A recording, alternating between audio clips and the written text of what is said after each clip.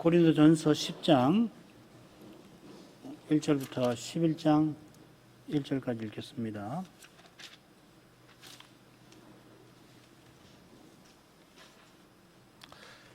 형제들아, 너희가 알지 못하기를 내가 원치 아니하노니 우리 조상들이 다 구름 아래에 있고 바다 가운데로 지나며 모세에게 속하여 다 구름과 바다에서 세례를 받고 다 같은 신령한 식물을 먹으며 다 같은 신령한 음료를 마셨으니 이는 저희를 따르는 신령한 반석으로부터 마셨으며 그 반석은 곧 그리스도시라.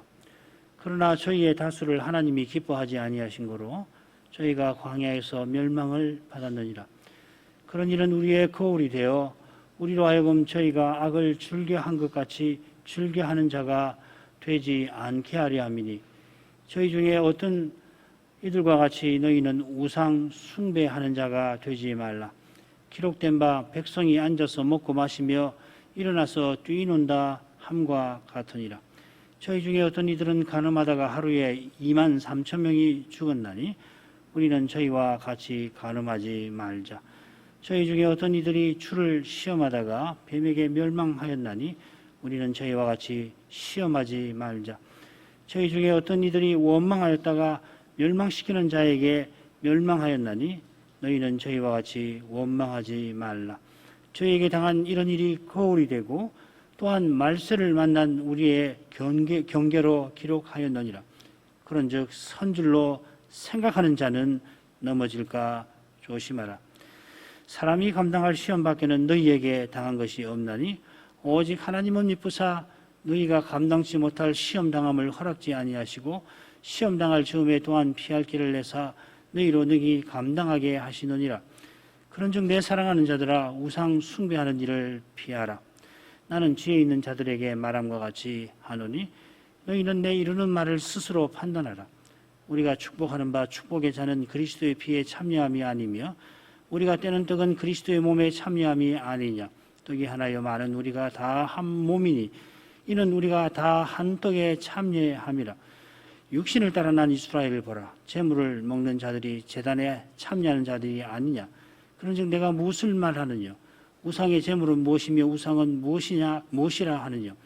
대저 이방인의 제사하는 것은 귀신에게 하는 것이요 하나님께 제사하는 것이 아니니 나는 너희가 귀신과 교제하는 자 되기를 원치 아니하노라.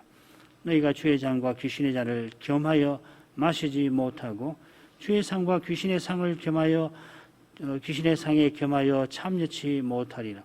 그러면 우리가 주를 노여워하시게 하겠느냐. 우리가 주보다 강한 자냐. 모든 것이 강하나 모든 것이 유익한 것이 아니요 모든 것이 강하나 모든 것이 덕을 세우는 것이 아니니 누구든지 자기의 유익을 구치 말고 남의 유익을 구하라. 무릇 시장에서 파는 것은 양심을 위하여 묻지 말고 먹으라. 이는 땅과 거기 충만한 것이 주의 것임이니라. 불신자 중 누가 너희를 청하며 너희가 가고자 하거든 너희 앞에 무엇이든지 차려놓은 것은 양심을 위하여 묻지 말고 먹으라. 누가 너희에게 이것이 재물이라 말하거든 알게 한 자와 및 양심을 위하여 먹지 말라. 내가 말한 양심은 너희 것이 아니요 남의 것이니 어찌하여 내 자유가 남의 양심으로 말미암아 판단을 받으리요. 만일 내가 감사함으로 참여하면 어찌하여 내가 감사하다 하는 것에 대하여 비방을 받으리요. 그런즉 너희가 먹든지 마시든지 무엇을 하든지 다 하나님의 영광을 위하여 하라. 유대인에게나 헬라인에게나 하나님의 교회나 거치는 자가 되지 말고 나와 같이 모든 일에 모든 사람을 기쁘게 하여 나의 유익을 구하지 그치 아니하고 많은 사람의 유익을 구하여 저희로 구원을 얻게 하라. 내가 그리스도를 본받는 자 된 것 같이 너희는 나를 본받는 자 되라. 바울 사도가 고린도전서 9장에서 사도의 권위와 자유에 관하여 교훈하고 그 터에서 다시금 이 10장에서 우상 재물 먹는 문제를 다룹니다. 고린도 지도자들이 우리는 이미 부활에 이르렀다 생각하고 이전처럼 그러나 우상 제사에 참여할지라도 자신들에게는 아무 문제 없다 자랑한 것 같습니다. 교만한 이들은 바울 사도도 자기들보다 자유롭지 못하다 비난하면서 그러니까 뭐 사도의 교훈을 받을 턱이 없지요. 그런 그들에게 바울은 다른 사람은 몰라도 너희에게는 내가 사도라 일깨웁니다. 자신이 다른 사도처럼 선교비 받을 권리가 있지만은 복음을 위하여서 그 권리를 고린도에서는 쓰지 않았습니다. 그처럼 자신이 모든 사람에게 자유롭지만은 모든 사람에게 기꺼이 종이 되어서 모든 사람을 섬겨 아무쪼록 몇이라도 구원하려 하였습니다. 사도가 전한 복음대로 살았던 것입니다. 그리스도를 본받았던 것입니다. 고린도 교회가 이런 자신을 본받기를 바라면서 이 교회를 어렵게 만드는 그 문제를 이제 다시 다루는 것입니다.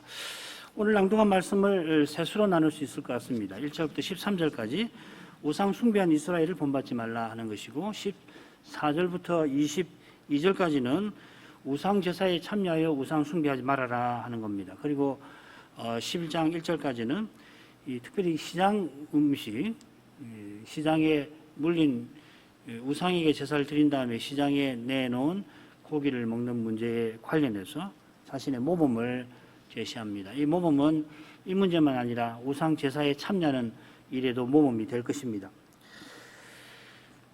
사도는 이달락 처음에 이스라엘이 광야에서 그리스도를 배우고도 우상 숭배한 잘못을 지적하고, 그때서 그리스도를 전하는 자신이 그리스도로 사는 삶을 권하는 겁니다.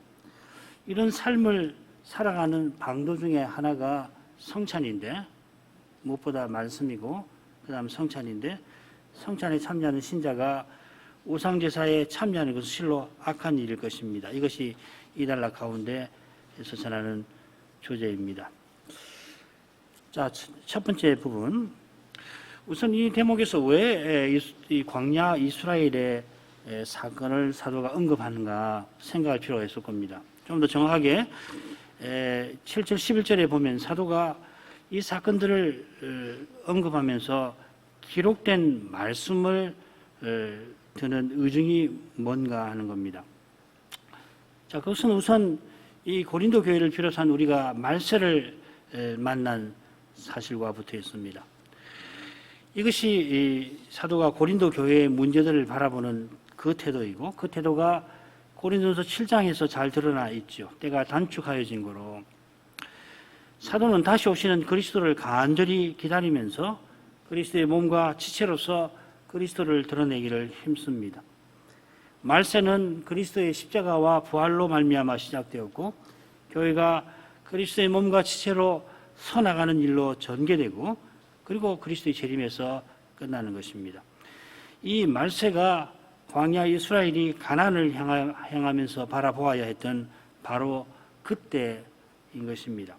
아울러서 이것이 사도가 형제들아 부르면서 너희가 알지 못하기를 내가 원치 아니한다 밝힌 그 내용입니다. 사도로서 꼭 전할 내용을 전하는 것이죠. 읽겠습니다. 1절부터 4절까지입니다.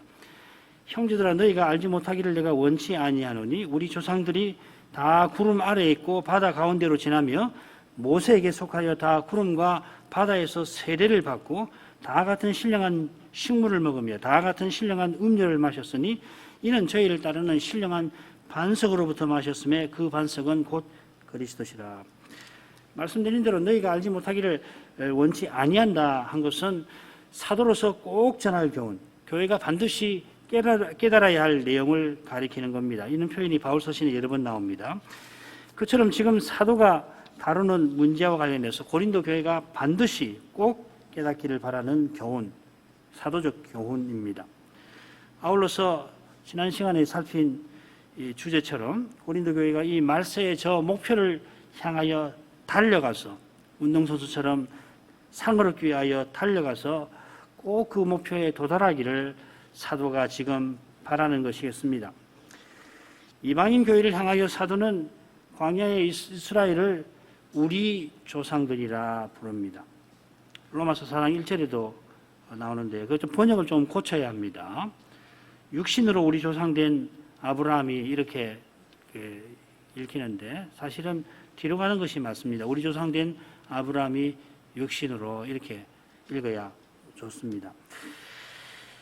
자, 이 표현은 결국 신구약 교회가 하나임을 가리키고, 그러니까 언약도 하나라 하는 말입니다. 언약이 하나라는 것은 결국 언제든지 하나님이 그리스도로 말미암아 구원하신다 하는 뜻입니다. 우리가 하나님 말씀으로 깨닫게 되었습니다마는 이 오직 그리스도로 구원하신다는 이 교훈은 신비한 교훈입니다. 어떻게 그리스도 오시기 전에도 그리스도로 구원하시는가? 그리스도가 다시 오시기 전에도 우리가 의롭다함을 받는가? 이것은 시간을 초월하는 하나님의 놀라운 일인 것입니다. 논리적으로 설명 안 돼요. 시간에 갇힌 인생이 시간을 넘어선 하나님의 일에 참여한 것입니다. 우리가 그리스도를 믿고 의롭다 하심을 받았다는 것은 그런 놀라운 일인 것입니다. 사도가 이어서 출애굽 사건을 세례와 성찬의 관점에서 설명을 합니다. 이스라엘이 영광구름 아래에서 홍해를 건넜는데 이것은 모세에게 속하여 구름과 바다에서 세례받은 것이라 합니다. 그처럼 홍해 건넌 다음에 광야에서 만나 먹고 그리고 반석에 물을 마셨는데 이 만나와 그 물은 신령한 양식과 신령한 음료라고 합니다. 구약교회에 할례가 있고 그리고 유월절 식사가 성례로서 있는데도 사도가 세례와 성찬의 관점에서 출애굽 사건을 설명하는 겁니다. 이것은 다른 말이 아니라 출애굽의 본의가 그리스도의 십자가 부활에 있다고 강조하는 것입니다. 그 반석은 곧 그리스도시라. 그처럼 성례의 본의가 무엇인지를 이 모세에게 속하여 한 표현에서 잘 드러내고 있습니다. 똑같은 표현이 신약의 세례에도 사용됩니다. 그리스도와 합하여, 속하여 똑같은 말입니다. 세례받은 자는 그리스도로 옷 입었느니라. 갈라디아서 3장 27절. 세례의 정의라고 할 수 있는 표현입니다. 우리말 번역에 합하여도 뭐 나쁘진 않습니다만은 사용된 표현은 안으로입니다. 속하여입니다. 그 마태복음 28장 18절부터 20절에 보면은 세례를 표현할 때 삼위의 이름 안으로 아버지와 아들과 성신의 한 이름 안으로 세례받는다. 똑같은 표현입니다. 그래서 갈라디아서 3장 28절에서는 그리스도 예수 안에 있다 하고 그리고 29절에서는 그리스도께 속한 자라, 그리스도의 소유된 자라 하는 겁니다. 이런 내용들이 넓게 표현하면은 그리스도와 연합함일 것입니다. 이게 뭐 우리 개혁파 구원론의 핵심이라고 하죠. 그래서 에베소서에서는 말이에요. 우리가 그리스도 안에서 그리스도와 함께 하늘에 속했다. 이런 표현도 써요. 참 어떻게 보면 좀 장황할 수도 있잖아요. 그리스도 안에서 그리스도와 함께. 왜 이렇게 사도가 거듭 그리스도를 쓰느냐 이 말이죠. 결국은 뭐 아울러서 그리스도로 말미암아 잘 아실 겁니다. 또 그리스도를 위하여 그리스도와 함께 그냥 간단하게 쓰진 않아요. 하여튼 뭐 사용할 수 있는 전치사를 뭐 다 쓰는 겁니다. 그리스도 안에는 말할 것도 없고요. 이런 표현들을 쓰는 것은 다른 거 아니고 오직 그리스도, 전부 그리스도 교훈과 붙어 있는 겁니다. 그리스도로 말미암아 얻는 구원, 우리가 그리스도와의 관계를 설명하려고 하여튼 쓸 수 있는 전치사는 다 가져오는 거라고요. 그리스도 우리 관계가 그런 관계라고 하는 겁니다. 그리스도가 전부 있어요. 오직 그리스도입니다. 그리스도를 떠난 관계, 그리스도 없는 삶, 이런 거 생각할 수조차 없는 거죠. 구약의 중보자들이 아무리 위대해도 오실 그리스도의 그림자에 불과합니다. 이스라엘이 세례로서 모세에게 속했지만 이 모세 자신이 오실 메시아를 믿는 믿음으로 이스라엘을 이집트에서 인도할 수 있었습니다. 그도 성신을 상징하는 영광구름 아래에 있었고 영광구름과 함께 성자이신 여호와의 사대께서 인도하시는 그 인도를 받아서 이스라엘을 이끌 수 있었던 것입니다. 이사야 63장 같은 거 대표적이죠. 그런데도 여호와께서 모세를 쓰셔서 자기 백성을 구속하셨고 모세를 통하여 율법을 반포하셨습니다.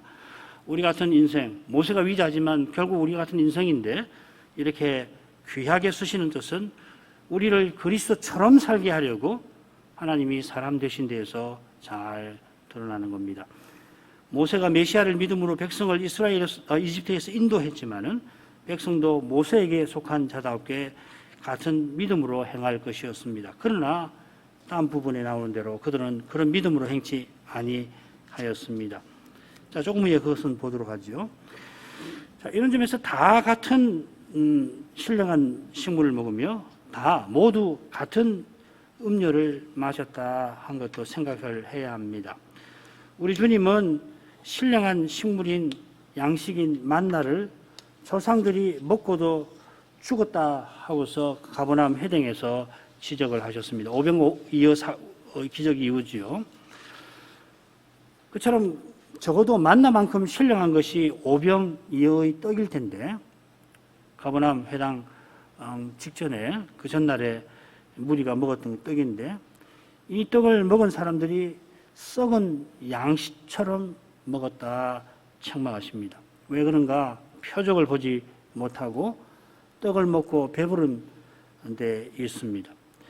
마찬가지로 만나와 반석과 물을 신령한 것이라고 표현한 것은 만나, 반석, 물 자체가 그렇다는 게 아니라 그것들이 모두 그리스도를 가리킨다 하는 것이겠습니다.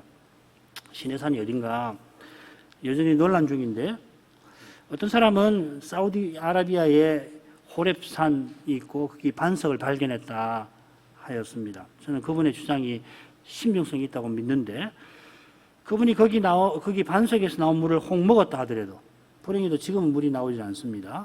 그러나 발견한 그분이 반석에서 나온 물을 먹었다 하더라도 그 물 자체가 그분의 믿음을 견고하게 하는 것은 아닙니다. 마찬가지로 성찬의 떡 자체가 은혜를 주는 건 아닙니다.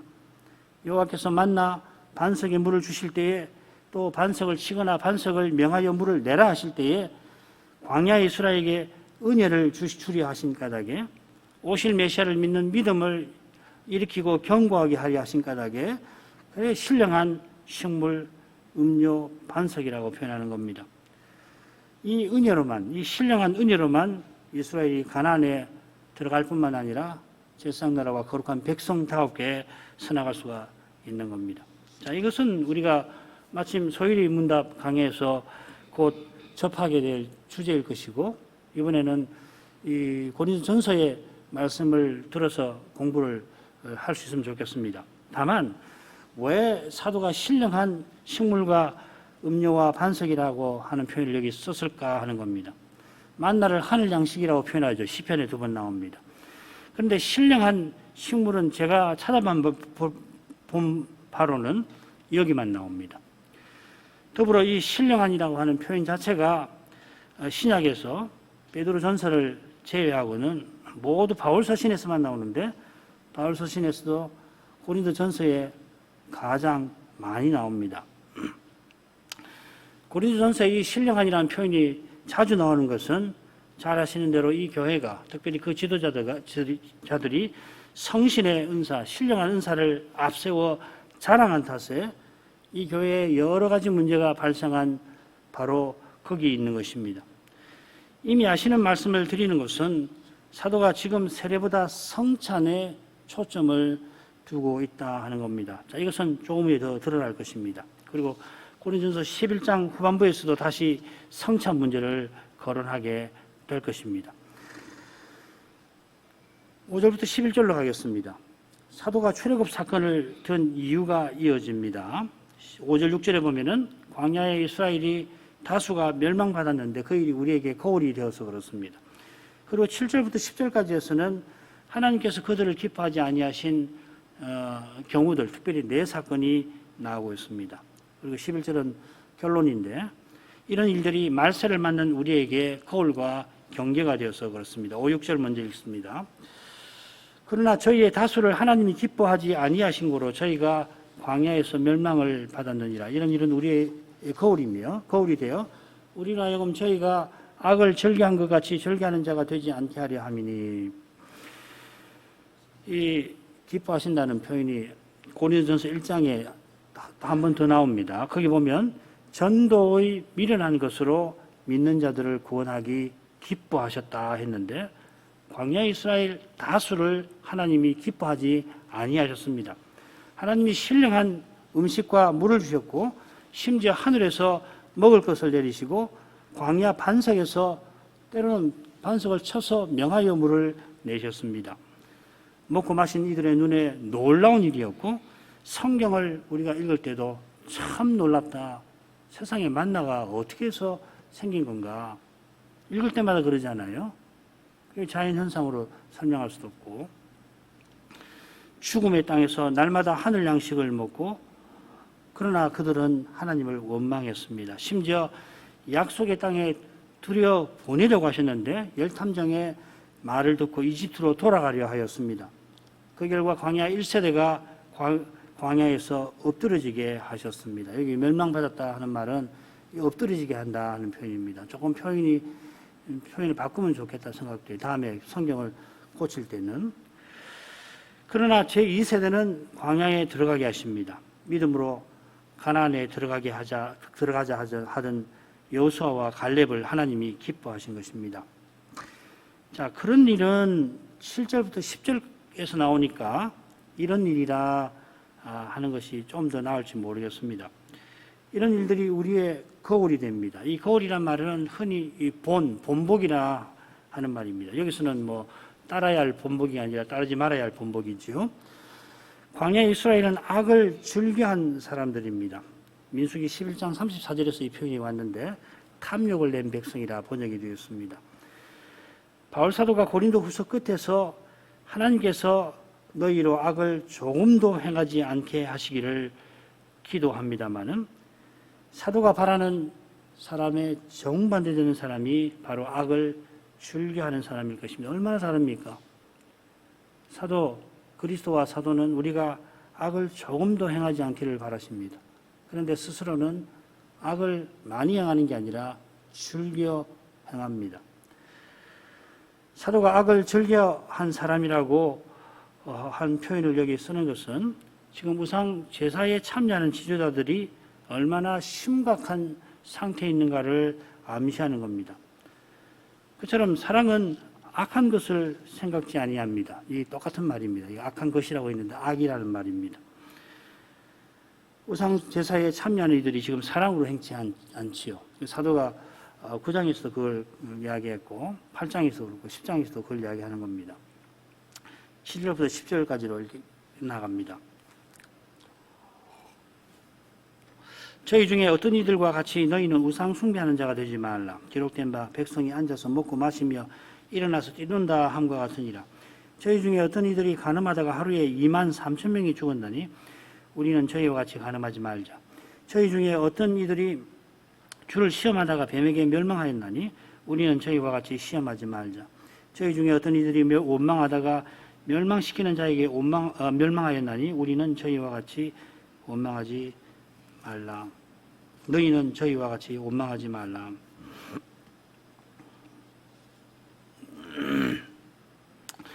7절은 우상 숭배하지 말라 한 대로 시내산 언약 체결 후에 산아래에서 금송아지 우상 숭배한 사건을 다루겠죠. 8절은 가나안 들어가기 직전에 모압의 바알보를 음란하게 섬긴 사건을 가리킵니다.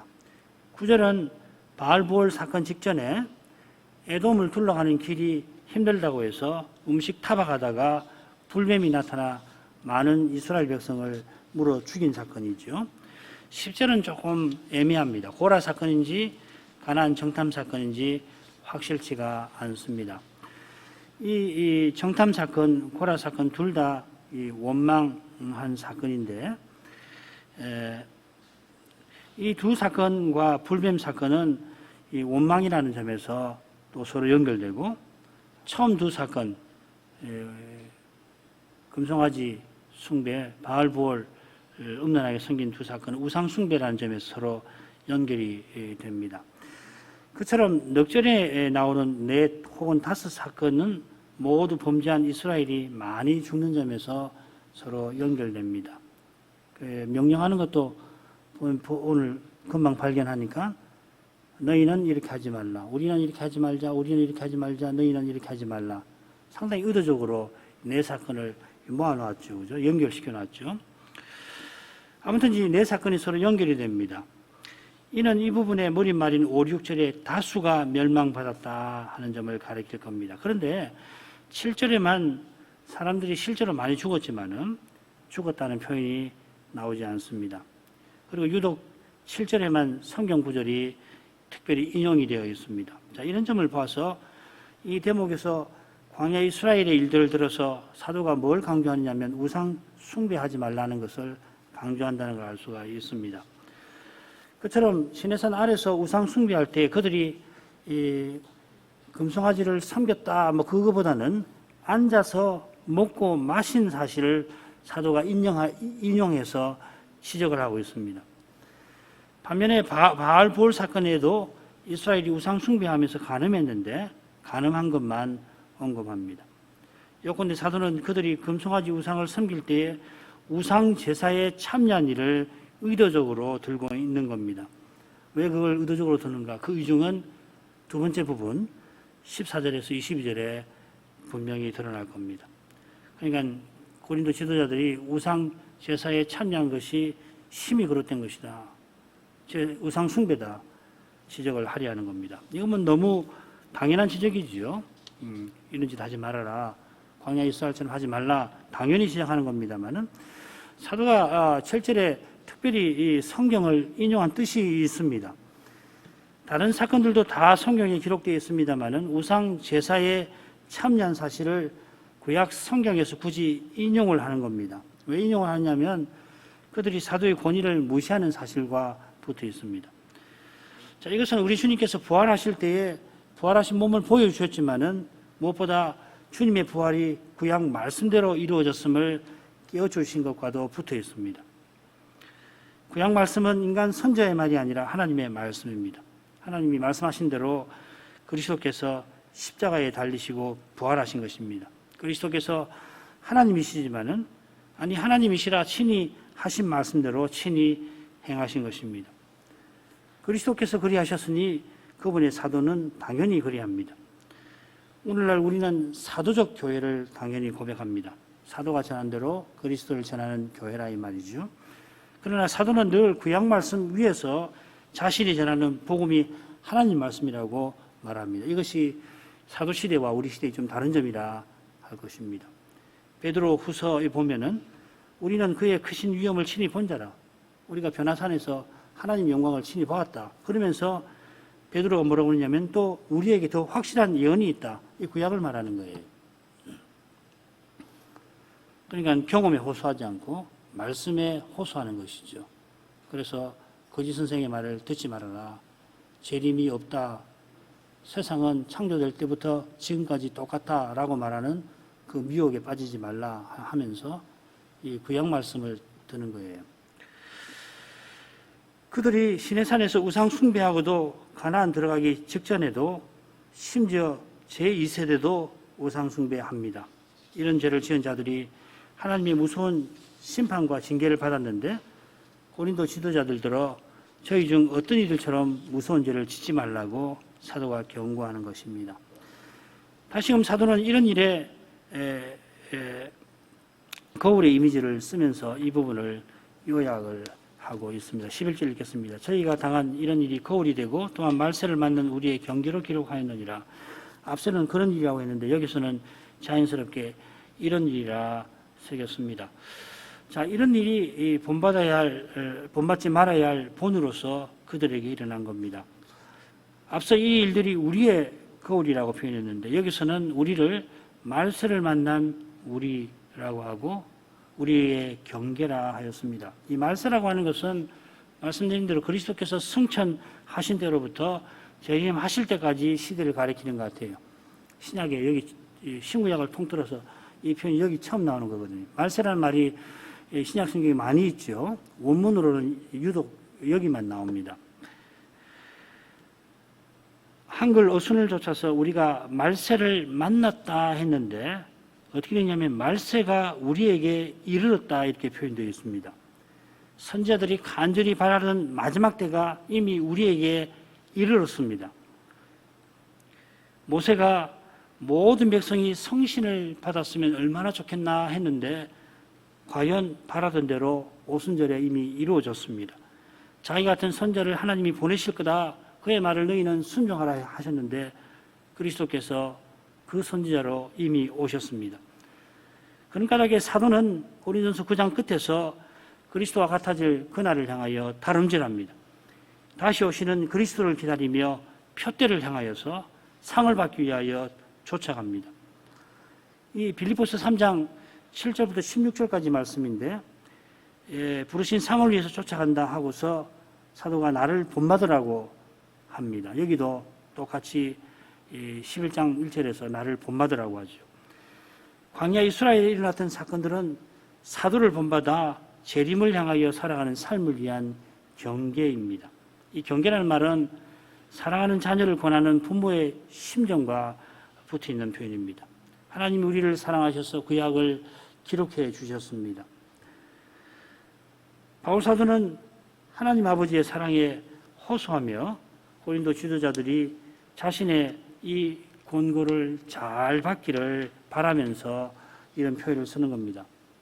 마지막 부분 읽겠습니다. 12절 13절 그런즉 선질로 생각하는 자는 넘어질까 조심하라. 사람이 감당할 시험 밖에는 너희에게 당한 것이 없나니 오직 하나님은 미쁘사 너희가 감당치 못할 시험 당함을 허락지 아니하시고 시험 당할 즈음에 피할 길을 내서 너희로 능히 감당하게 하시느니라. 유명한 말씀이죠. 사도가 지금 고린도 지도자들에게 부모의 심력으로 간곡하게 권하는 게 뭐냐면 겸손입니다. 그들이 지금 선줄로 생각하는데 이 생각이 교만한 생각이죠. 우선 이 선다 했는데 이 정확히 무슨 말인가? 고린도서 끝에 보면은 깨어 믿음에 굳게 서라고 권합니다. 깨어라는 말이 말세를 살아가는 신자의 태도죠. 삶과 그리스도로 행하는 태도인데 그런 태도로만 믿음에 굳게 섭니다. 믿음은 그리스도를 믿는 믿음이고 그리스도를 의지하고 그리스도께 전부 의탁하는 겁니다. 이걸 빼고 믿음을 말하면은 이상해져 버리는 거죠. 믿음이 능력이죠. 믿음은 능치 못한 일이 없다 할 만큼 능력인데 왜 능력이냐면 그리스도를 믿기 때문에 그래요. 그리스도께 있는 겁니다. 내게 있는 게 아니에요. 내 능력 아닙니다. 그리스도를 의지하고 바라고 사랑하는 것이 믿음입니다. 그리스도만 의지하고 그리스도를 전부로 삼는 겁니다. 그 길이 어디 있나? 고린도서 15장 1절에서 밝힙니다. 내가 너희에게 전한 복음 하고서 그 가운데 서는 것입니다. 너희가 그 가운데 섰느니라. 사도가 전한 복음에 서는 것입니다.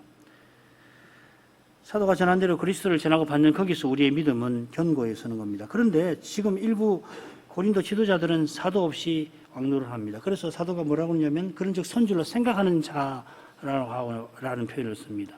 너희 중에 선줄로 생각하는 스스로 섰다고 이미 서 있다고 더 정확하게 말하면 이미 내가 서 있다고 생각하는 자들 말입니다. 고린도 지도자들이 일부 4장 8절에 보면 이미 배부르며 이미 부유하며 이게 바로 같은 표현입니다. 이미 부활에 이르렀다고 생각하고 그래 세상 사람도 하지 않은 그런 짓을 버젓이 행하는 겁니다. 더 이상 사도의 말씀을 들을 필요를 그들이 느끼지 않는 겁니다. 그래서 이 고린도 전서를 보내기 전에 사도가 이미 서신을 하나 보냈지만 사도의 권면을 받지 않은 것 같아요. 고린도 전서도 안 받을 겁니다. 제대로 받지 않게 됩니다. 심지어 고린도 전서를 안 받으니까 에베소에서 그 바쁜 중에 바울이 고린도를 방문하지 않습니까? 방문해서 직접 권하는데도 듣지를 않습니다. 그래서 사도가 괴로워하며 에베소로 돌아가게 만듭니다. 큰 환난과 애통한 마음이 있어 사도가 많은 눈물로 다시금 고린도 전서와 후서 사이에 소위 눈물의 편지를 보내게 되지요. 디도편으로 보낼 겁니다. 자, 이런 정황에서 사도가 처음에 그들에게 복음을 전했고 아볼로도 복음을 가르쳤습니다마는 이 서신을 보내면서 내가 너희에게 전한 복음을 알게 하노니 이미 너희가 복음에 섰다고 그러는데 알게 한다 이런 표현을 쓴 그 절절한 심정을 우리가 헤아릴 수가 있을 겁니다. 그건 고린도서 15장에서 생각하겠습니다. 고린도 지도자들은 성신의 은사, 특별히 이 가르치는 은사를 자랑하면서 성신께서 깨닫게 하신 지식 때문에 교만한 상태에 있는 겁니다. 얼마나 교만한지 우상 숭배하면서도 나는 아무렇지도 않다 합니다. 넘어질까 조심하라 하는 권면은 이런 두려운 현실과 붙어 있습니다. 스스로는 넘어지지 않을 수 없는 상태인데 절대 넘어지지 않는다 생각하는 겁니다. 교만은 이렇게 무서운 겁니다. 스스로를 높였으니 남은 것은 높은 데서 떨어지는 것밖에 없는 겁니다. 교만은 이렇게 끔찍한 겁니다. 넘어진다는 표현이 광야 이스라엘의 역사에서 얼마나 끔찍한지 잘 아실 것입니다. 가나안에 들어가지 못하고 광야에서 넘어져 쓰러지는 것입니다. 먼지처럼 변해버리는 겁니다. 먼지가 저주를 뜻하지 않습니까? 지금 전하는 사도의 권면을 계속 뿌리치면은 이런 두려운 결과가 그들에게 덮칠 것입니다. 자, 이런 해석을 따르면 13절을 건너뛰어서 곧장 14절로 가는 것이 자연스러울 것입니다. 우상숭배하지 말라. 넘어질까 조심하라. 그러니 우상숭배하지 말아라. 이렇게 가면 좋은데 사도는 얼른 이해하기 어려운 말씀을 이어 전하는 것 같습니다. 사실 이게 어렵습니다. 고린전서 연구하는 사람들 하나같이 정말 어렵다. 무슨 말인지 모르겠다 하는 겁니다. 사도가 지금 갑자기 시험의 주제를 다룹니다. 그리고 이 사도가 말하는 시험은 사람이 감당할 시험이고 하나님이 피할 길을 주시는 시험입니다. 좋은 시험이죠. 지금 교만하여 우상 제사에 참여하는 사람이 자초하는 시험이 아닙니다. 그들은 자기 욕심에 미혹되어 시험 받는 사람들입니다. 하나님이 주지도 받지도 아니하시는 그런 시험을 자초한 사람들입니다. 지도자들이 시험에 빠져 우상 제사에 참여할 뿐만 아니라 마음을 높여 이방인 중에도 없는 그런 음행을 범하면서 그러면서도 인간의 영광, 자기 영광을 구하려고 서로 다투고 있습니다. 얼마나 부끄럽습니까? 그게 뭐라고 그 죄를 지으면서도 인정을 받고 그러고 그 얻으려고 다투는 거예요. 참된 믿음으로 행하는 신자에게 이런 현실은 실로 시험일 것입니다. 그런데 사도는 사람이 감당할 시험이라 합니다. 직접 이런 일을 겪는 고린도 지도자들은 어떻게 주님의 교회에서 이런 일이 일어날 수 있는가 괴로워하고 낙담했을 것입니다. 그러나 사람 안에 죄가 있는 한에는 장차 죄가 먼지만큼도 없는 날이 오기 전까지는 이런 현실은 늘 있습니다. 흔히 위대한 사도들이 신령한 교훈을 전하며 신령한 성신의 가마가 넘쳐 흐르던 초대교회로 돌아가자 합니다마는 사도의 서신들을 보십시오. 거의 예외 없이 거짓 선생, 나쁜 선생의 문제를 다루고 있습니다. 사도가 고린도 전서를 특히 주의 이름을 부르는 모든 이들에게 보낸 것은 고린도 교회의 문제들이 사람 사는 곳이면은, 사람이 있는 곳이면은 얼마든지 일어날 수 있는 것이라서 그런 줄로 압니다. 이런 현실에서 사도는 오직 하나님은 미쁘시다 전합니다. 하나님이 친히 언약을 이루신다 하는 말이 하나님은 미쁘시다는 말입니다. 그리스도가 약속대로 자기 교회를 세우신다 하는 뜻입니다. 바로 이 복음, 이 복된 사실이 있어 참된 믿음은 시험을 만나는 것입니다. 야고보 선생은 여러 가지 시험을 만난다 합니다. 온갖 시험을 우리는 만난다. 하나님이 우리 믿음이 마치 용광로 같은 시련을 통과하여 인내를 이루라고 다시 오시는 그리스도만을 전심으로 기다리게 하려고 시험을 허락하십니다. 시험을 만나게 하십니다. 그런 까닭에 사람 눈에는 피할 길이 보이지 않아 그냥 주저앉아 버리고 싶을 때에 하나님은 친히 피할 길을 내십니다. 도무지 문제가 풀릴 것 같지 않아서 다 포기하고 싶은 그때에 우리 할 일은 하나님께 진정으로 의탁하는 것입니다. 포기한다라고 하는 것은 내가 뭔가를 하려는 태도가 여전히 남아있다 하는 뜻입니다. 참으로 포기해야 할 것, 완전히 버려야 할 것은 바로 이것입니다. 내가 뭔가 하려는 아상인 것입니다. 사실 내가 아상을 버릴 수 있는 것도 아니지 않습니까? 성신을 의지하여 신실하신 하나님을 참으로 의지하고 또 의지할 것입니다. 겸손히 하나님 은혜를 구할 것입니다. 특별히 하나님의 사랑을 잊지 말아야 할 것입니다. 기도하겠습니다. 걸어가신 아버지 바울 사도가 하늘 아버지 사랑의 심정을 본받아서 참 위태로운 상태에 있으면서도 오히려 자랑하는 이들을 권면한 말씀을 살폈습니다. 산줄로 생각하는 교만이 얼마나 두려운 것이고 또 얼마나 미련한 것임을 알게 하십니다. 주의 말씀에 거룩한 빛 아니면은 누가 이 미련함을 제대로 알고 겸손히 하나님께 은혜를 구하게 되겠습니까? 오직 사도가 전한 대로 그리스도를 전하고 받는 거기서만 나는 겸손하다 하신 이 그리스도를 본받는 그런 겸손한 자들의 사회가 세워져 나갈 것입니다. 거룩한 교회가 서나가는 것이 은혜의 기적임을 기억합니다. 사람의 눈에 말씀과 심히 어긋나 보이는 현실이 펼쳐지더라도 그 현실에서 신실하신 하나님과 그분의 하나님의 신실하신 말씀을 의지하게 하옵소서. 그리스도는 약속대로 주님의 교회를 틀림없이 세워 나가십니다. 그 방식이 너무도 신비해서 때때로 정반대처럼 보이는 줄 압니다. 그처럼 그 신비함을 조금이라도 볼 수 있는 길은 말씀의 거룩한 빛 가운데 서는 그것이겠습니다. 사람이 감당하기 어렵다고 생각되는 때에 신실하신 하나님의 사랑을 바라보게 하옵소서. 그리하여서 하나님께서 감당하지 못할 것 같은 시험을 그 시험을 피할 길을 내신 것을 마침내 깨닫게 하옵소서. 예수님 이름으로 기도합니다. 아멘.